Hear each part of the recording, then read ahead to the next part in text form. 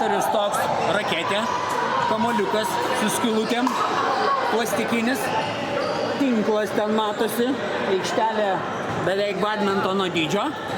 žaidžiama dažniausiai dvejetais ir žaidimas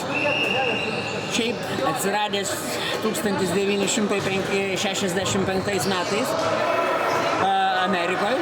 Sako, kad Bilas Geitsas vaikystėje jį žaidė, bet niekas jo nežinojo iki COVID-o. Iki pandemijos niekas nežinojo ir kadangi Amerikoje jis buvo priskirtas prie nekontaktinių sportų, pandemijos metu žiauriai išsiplėtė ir dabar realiai yra greičiausiai augantis sportas Amerikoje, sparčiai populiarėja ir visame pasaulyje ir tiesiog užkariauja